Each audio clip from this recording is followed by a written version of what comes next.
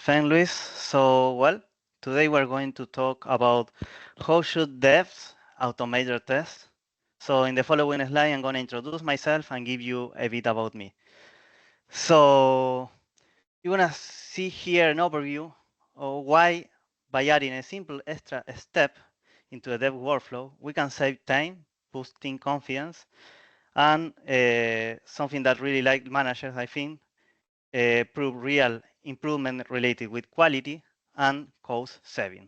So I really know that that part really like for managers. So, well, let's move forward. So who I am? Well, I'm Mauro Gioberti. I am a developer with more than 10 years of experience. Nowadays, I work more as a technical coach, mentoring devs mid and upper level. Well, this avatar there should look kind of like me. And well, I consider myself also a big fan of testing and clean code. You can scan also my QR here. You can find my Linktree and socials, or also projects you want to search. Just find me in LinkedIn, and you can check it out on my website, of course. Let's continue. And well, this is the main question here. It says, why automate? Because despite unit testing, functional testing, we can say also part of integration testing also, bugs still appears. Why? Sometimes we miss edge cases. So production bugs, of course, could happen, and manual QA can miss bugs. At the end of the day, we are humans. So what is the result? Well, the idea of this is to early detections save debugging hours. And what are the real key benefits of this? Well, first of all, speed. We are saying that by adding one extra step writing the test, we save hours later. Then quality. We are talking about consistent results. Then we are talking here about concentration, focus. So we are talking about devs spend less minute retesting and more time building new features, right? And of course, confidence, because fewer issues in production is equal to better deploys and less stress for everyone, for the team members, for managers, and so on. So there's an important note here that this automation that I'm showing you, it doesn't replace a QA. So every QA has their own criteria, the own workflow, and the own perspective. So this is something extra that we added to the devs. And here we are saying this is a basic automation that we are adding. We are not doing a full automation that takes every business rule. We are just taking more technical issues. So we're gonna go deeper in the next steps. And of course, automation helps us to make things better and less friction with the QAs. So let's continue. All right, so look at that graph. Ignore so far the exact dollars, but this escalation pattern is something that reflects the actual industry. So we say this in short, illustrative cost and real world pattern. So we are saying here that 100% of the tests that we want to have are in a development environment, and the cost of fixing it is like 1K. So free time expensive in a dev or staging environment, right? And we say that 10K, 10 times expensive, is in production. So what is the key point here? The key point is like most bugs shows in the dev area, as I told you, but if we don't catch them early, they slip through. They could happen in QA, which is something quite common, and then something that we don't have to get it is in production, right? What is the goal here showing this graph? What I wanted to show you is automated tests can catch issues early. So we want to pay the 1K bill, not the one of 1K. So that's real money and stress saved for everyone. And there is a question that I wanted to ask you. You want to pay 1K now or 10K later for the same bag? So also you want to write, I'm just looking at the chat. All right, let's continue. And well, I think we all know that story that a ticket leaves dev here and then goes to QA. But sometimes we got like boomerangs back to dev or a lot of back and forwards here, right? So let's say, for example, that I forget to assert the endpoint that should return her 200 OK status, and the QA for some reason hits a 404, so not found. This is not an expected scenario, right, for this task. So it's that single round trip that going here to QA and then instantly, like just a second that we move it, we go back to dev, means that we lose concentration and time. So not just only time, because we can lose the focus and we are working, we can lose that concentration, right? So this is like the small loop, and I call this money drain. And we have here, and is the thing that we want to avoid is the big loop, right? What is the big loop? Well, that one. This is money drain. And this is something that we all want to avoid. So we can say a worst scenario. Why? We can say that the endpoint instead of 200 OK is returning a 200. QA misses it because we are humans. I told you this ship to prod there. And then what could happen? Well, maybe a client integration breaks, and this ended up going to be hot fixes, late night calls, reputation hit for the company, of course, and well, real dollars burn. So what I wanted to show you here, so automation breaks that loop. So the early check that we detect this obvious 404 and the tricky 201 will save us a lot of time. No ping pong between dev and QA here. And no firefighting prod.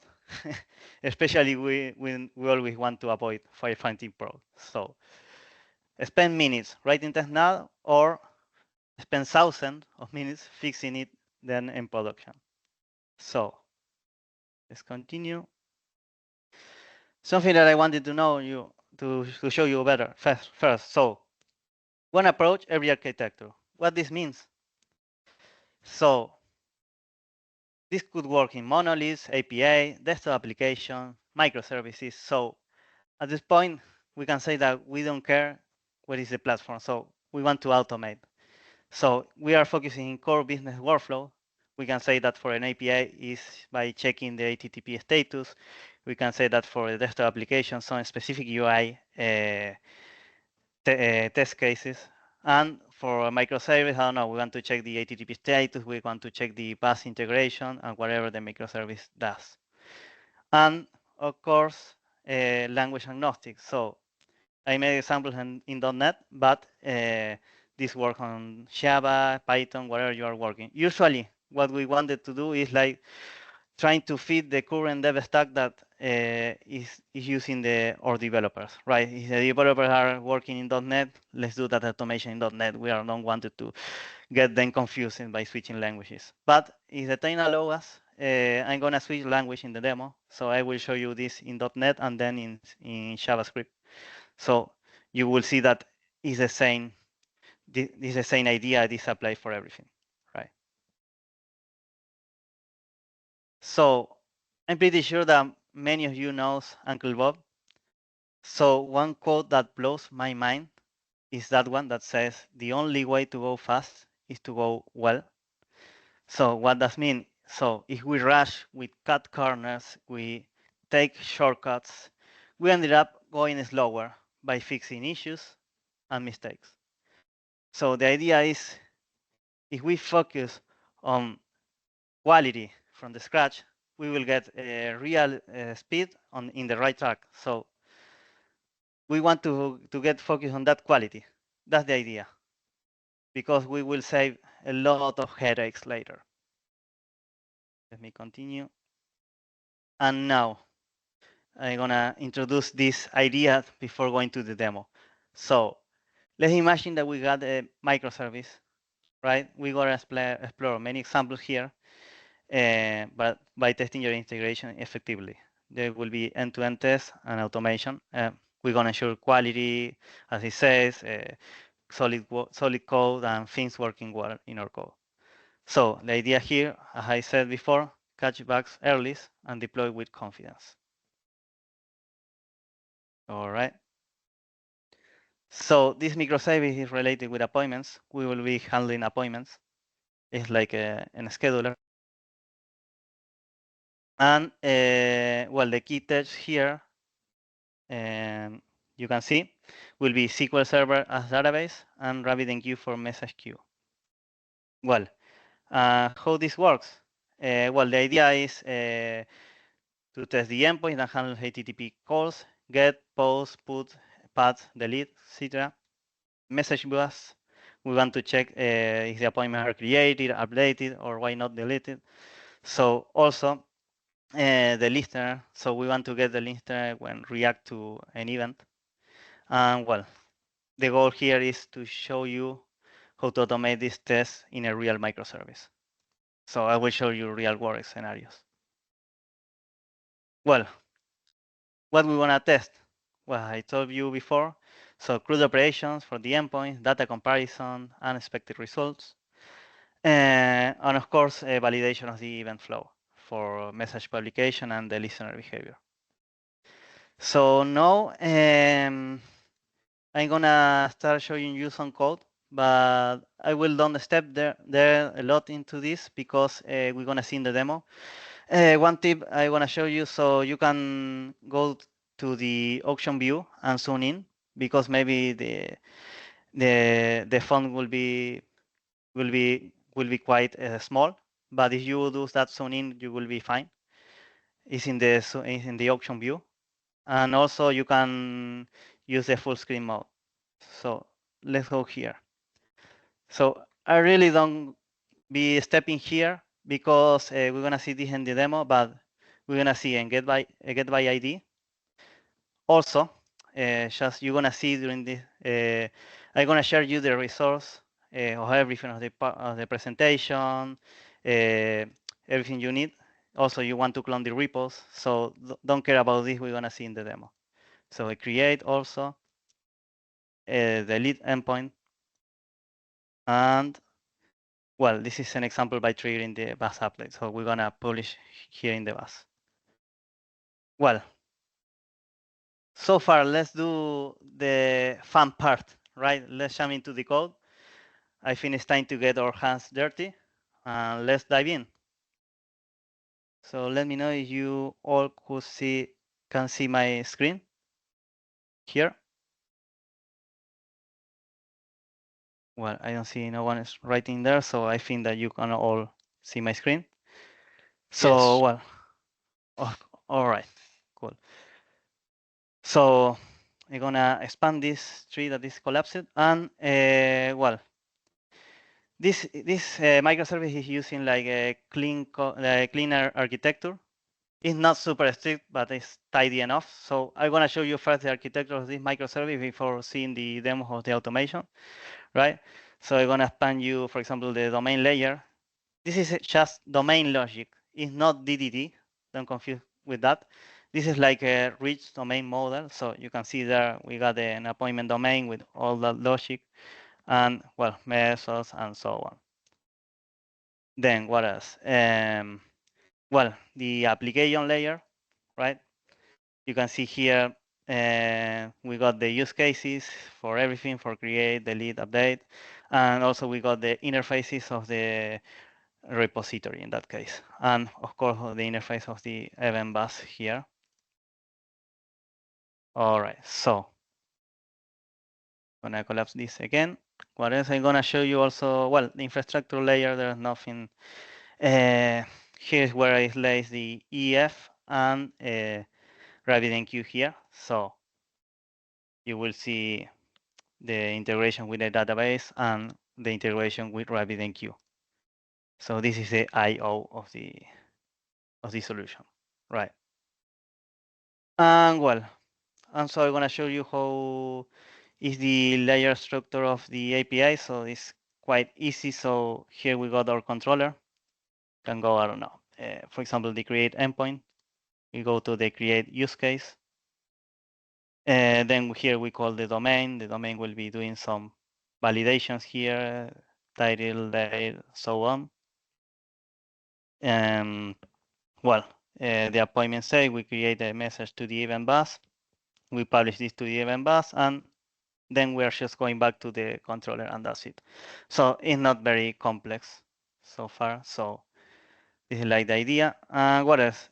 If you want to dive in, then I will not step a lot into the functional and unit testings but you want to check it. So here the functional tests are just tests that have mocked the application layer interfaces. So it's not using the real infrastructure. So here you can see in that case the repo is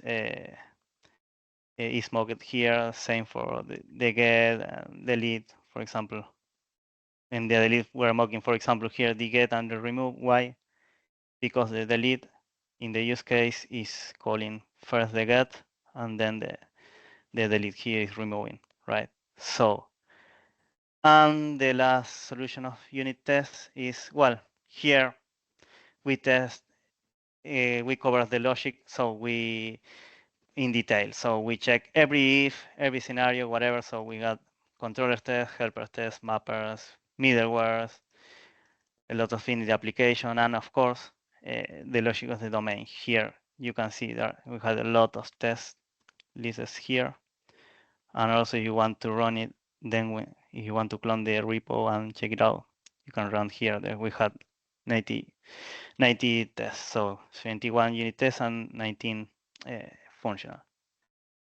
So, well, before starting, here we have the configuration that I did just for the microservice. So we got the profile of development that we're gonna be using when we update something, when we are adding a new feature or something we are programming.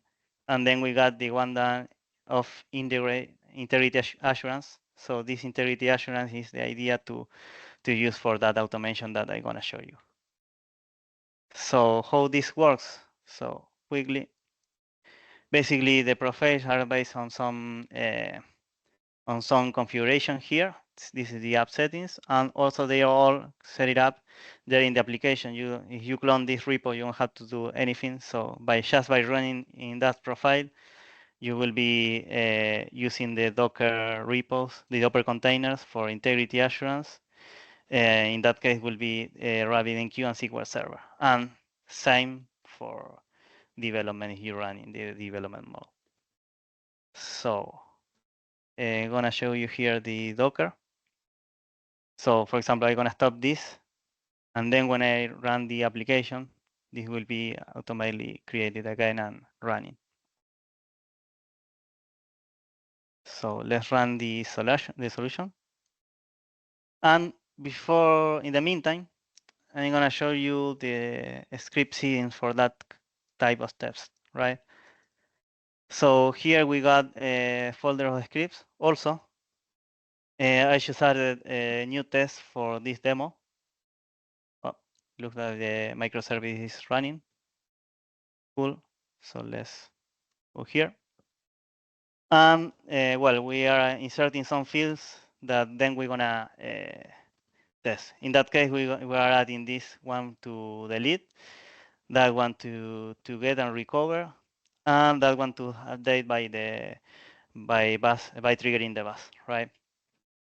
So as we saw that this is now running, you can see that Docker is all running also. So we are just ready to see. Also, this script that I show you, you can check both ways. Also, you can check there by the get endpoint if you want to call the API, of course. This is the one that I show you. And for example, of course, we can check the DB. Gonna close this. Gonna add a new query here, and let's just select star from appointments order by start time. So descendant. All right. So there you can see the rows that I added that are the same that we are getting here by the API. So there are these ones. All right. So now let's start testing. So I got another solution here that is the one that will run our automated test. In that case, as I told you, the idea is to show to don't change the stack of the developer. In that case, if the developer is working in .NET, well, we're gonna keep working in .NET. So this is the structure of the iteration. Here we got delete test, get test, patch, post, and also we are just testing the event handler. So you want to check it out there later. Now what I'm gonna show you is the one that I prepared just for the demo. So, all right, we're gonna start with the get by ID testing. So what we want to get is just that row here, the 207. So we're gonna add a filter here where ID equals to 207. So what we want just to get that one, right? Basically what we're gonna do is to call this method in the automation. So I'm gonna show you first here, 207. We're gonna get this response, and of course we're gonna wait that 200 OK, right? All right, let's get started. First of all, I'm gonna add in the main solution a breakpoint because we want you to follow this how it's working. So we go to controllers, appointment, and get by ID. So get by ID. Let's put the breakpoint here. All right. So let's run this.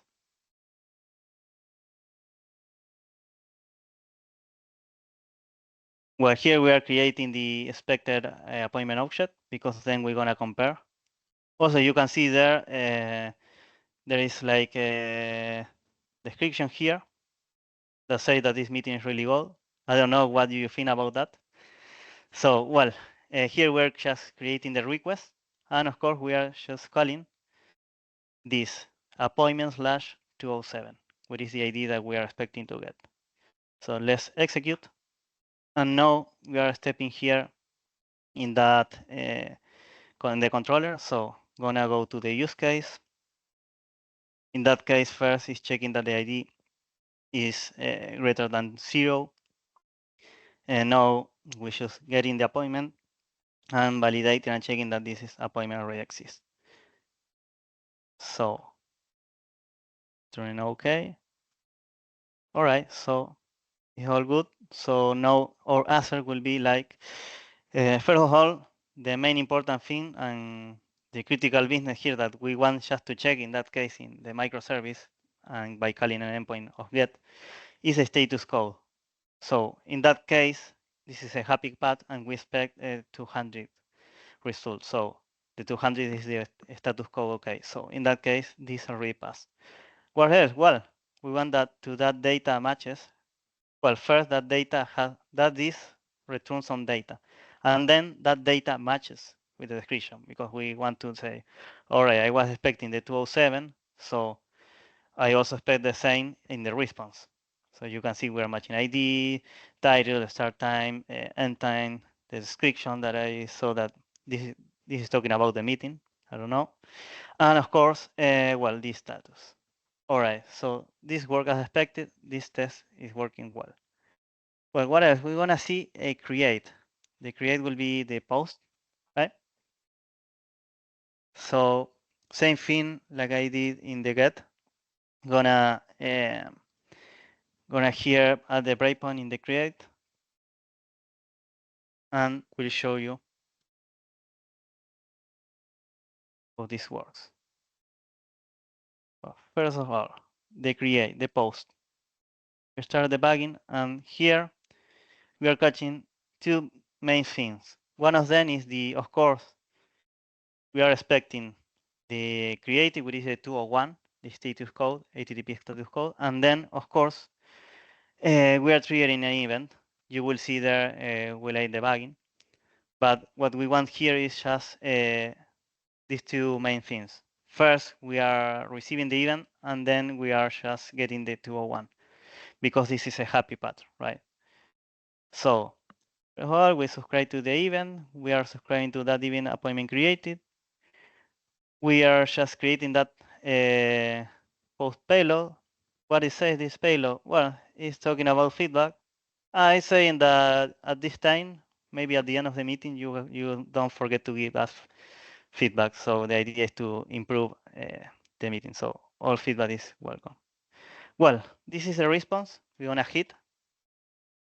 And now we are going just to the use case of create. So let's go here. And well, first of all, we are just creating this feedback appointment and telling you that you don't forget that, right? First of all, we create, and you can see the domain will be doing their validations. So this is happy patch, must be okay. So the title is valid, same for the days, and so on. Don't gonna step here. So we create the appointment, and then the second thing is just to save that appointment. So let me just comment this here. Maybe we can copy this and we'll order by ID descendant. So if we execute this, you can see so far we don't have our last ID added is the CHO2. And if we add a new one, we save it the CHO3. Oh, and also if we check in the database, of course you will see the new ID saved here. Don't forget the feedback, please. Well, we assign the ID to the object. Then this is just a simple mapper. We just map to a created message. So at this point, the only logic that we have is the domain. But for example, in that case, the appointment created event is an anemic model, so there's no logic there. And the same thing, we also expect and wait for that event. So we wanted to receive the event. So let's publish the event. And what else we want? We want to save the appointment. All right, this will be mapping to a DTO. The DTO also is anemic, same as I showed you in the event object. So let's go back. And now we are returning the 201 because it's a created HTTP status. So let's continue here. And first of all, you can see that the status code. Sorry. Let me do it again because I should stop it before the response. So let's go to the response. Let's execute it again.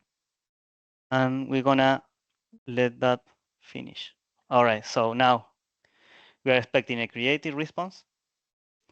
First time is failed because I was debugging, right? And I executed a step before.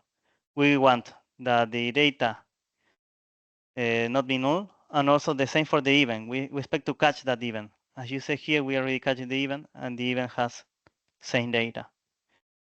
One thing that we like to test, of course, well, the ID is greater than 0. And another thing that we also want to catch here is the ID that we receive in the event match with the one that we got in the response. This already matches. Well, same thing here. We compare title with title, start time with start time, so on. So let's continue. Now this is working. And well, now we're gonna see the delete. This is quite easy. So the delete in that case is first of all is triggering also an event of appointment delete. So you can see here the properties. we are sending every info of the event that is related. We are not just sending back the ID. So this let us test also a data comparison. So let's debug. And before that, let's add a breakpoint here for the delete. All right. So, and the other solution. All right. So, what we are doing here, of course, we are subscribing to the event. We are just preparing the data. One thing here, I didn't mention you, but of course, this is hard-coded data. So, in a real-world scenario, you will store this in constant, in a file, whatever. But not here. In that case, it's just to show you in the same page that I'm showing you the test, right? But please try to do a clean code, not this. This is just for demo purposes. All right. So we call the request, and same thing, we execute. We're gonna debug this here. We're just deleting the 107. And of course, first, we are just checking things. What we are checking here, well, we wanted to get the 107 because we want to check if that already exists. For example, we can just put that here, 107. We execute, and we say, yeah, that exists. All right, we can delete it. Also, we can validate some things like the status, if it could be deleted or not. And well, we call the database, and after this line, automatically is delete here. So let's execute this again. You will not see it anymore. And now we can just get the event name and publishing. All right, this will return a no content. No content is with an empty payload, right? But this no content is a 204. So we're gonna wait a 204 in the other side. So now we get the event. You can see there in the event, I got everything related with the appointment. So some data, end time, start time, and so on. All right. So first we check that the status code is equal to no content, the 204. And the received event is not null. And of course, here we write in the expected appointment. We wanted to check if the received event matches with the ID, is the 107, all right. The title, so the last minute stuff, all right, and so on. What else? Also, we can just check, for example, a non-existent appointment. This is not the happy patch. This is when we want to check a no phone. Why? Because you can see there, the simplicity there in the code. If the appointment doesn't exist, it will return a no found. So if I wanted to put here the 999 and let's execute, it doesn't exist. All right. Also, you want to call the endpoint, no problem. We can just call here. And we can call all the appointments. There is no endpoint with that ID 999, so it doesn't exist there. So let's go here and let's debug. Why not? All right. So we're gonna call here. And well, we wanted to delete the 999. We expect a no phone message. And here we create a request. The request is appointment delete slash 999, right? So we execute. And now if we debug here, we do the get async. Here it doesn't exist, and we'll throw an exception that then will be catched by the middleware, and it will be throwing an HTTP result not found, a 404, right? So here we expect a no phone. All right. And then of course we want to check the result and what does it set here? Okay, appointment with ID 999. That does not fall. All right. And now I'm gonna show you the last test here. That is the one related with the event handler, right? This is different. It's not related with endpoint and so on. So what do we want to do here? Well, first of all, let me debug and show you. We are just creating a new notification event. You remember when I showed you the mappings of the event, I told you that this is an anemic model, right? It's a record. So in that case, we are just mapping notification ID, appointment, type, and so on. What we want to do here is to update in that case because this appointment even is just for updating. So this is the 407. So let me show you here in the database. This is 407. Let's execute here. And what it says, check out the title. And also let me open a new query window here because we're gonna compare this later. So we're gonna execute this here and then we're gonna execute that here. All right. So far what it says, this will be automated. It has some, well, end on start time, and let's pretend that this title will magically change thanks to automation. All right, kind of funny, right? So let's create the payload. In that case, we are using the appointment notification event. We are putting a title here, automate all things, updated title, and this appointment was up to update during Mauro Epic demo. Don't like to pass updates. I don't know. You can tell me then if it is an Epic demo or not. So, well, what we're gonna do? Well, we're gonna trigger the event, we're gonna publish async, and well, here you can see in that breakpoint, we just received that event. We received a get for F407, and we check that the appointment is not null, of course. And then we just call the update here. We'll mark the notification sent,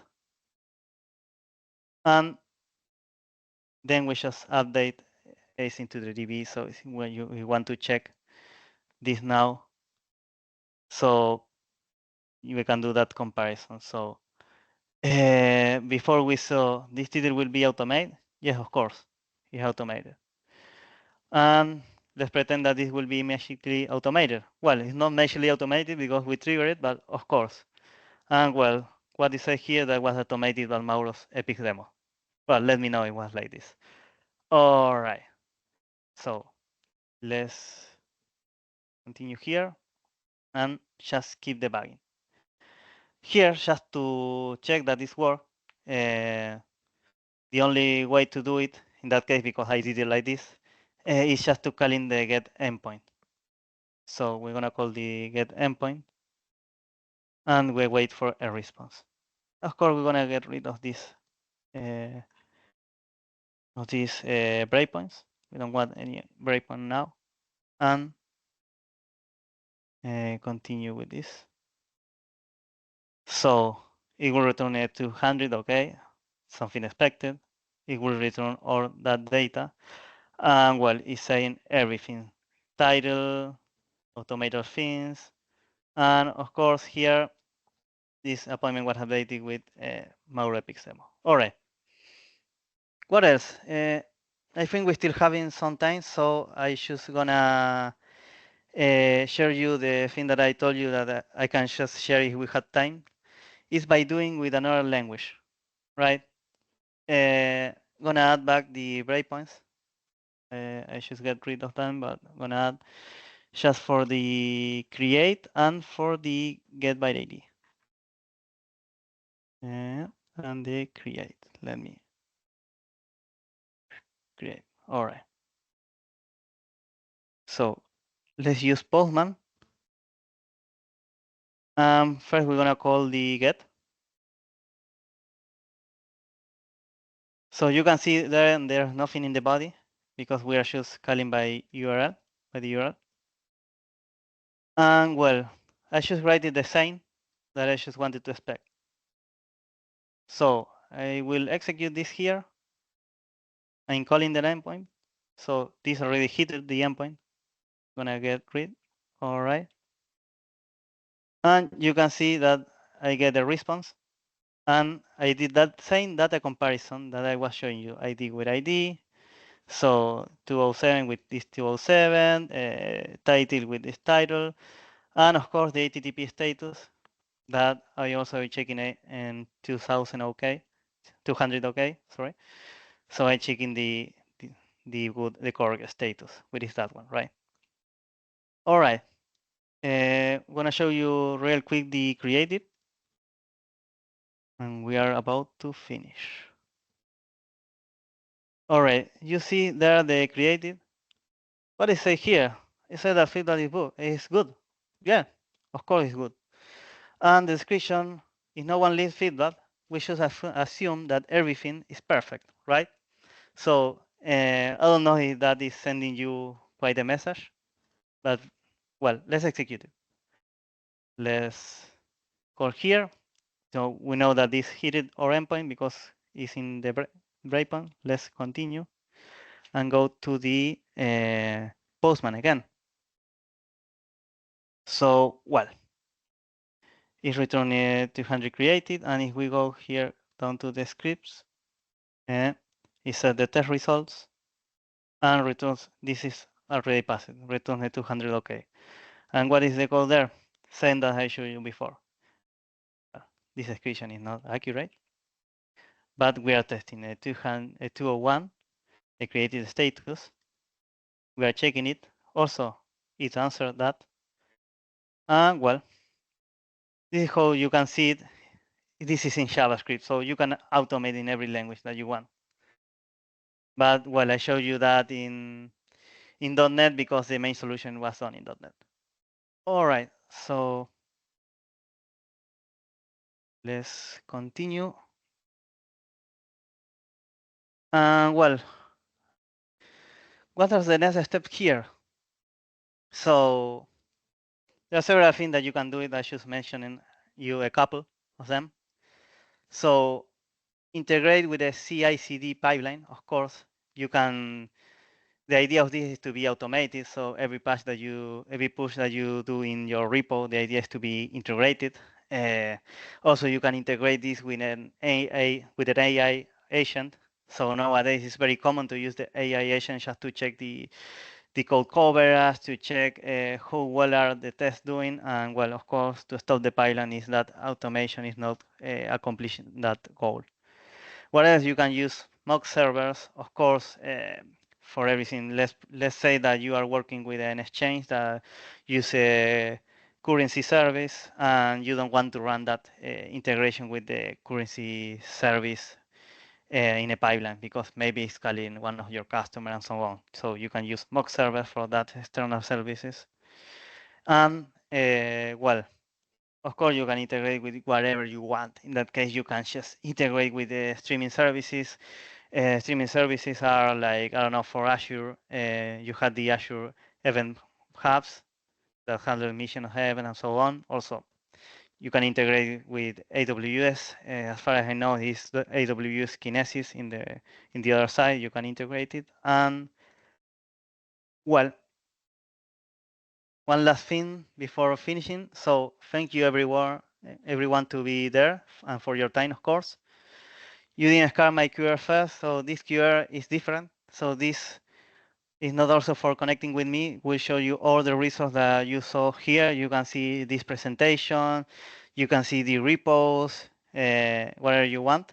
There are several things here. Also a post about how doing this.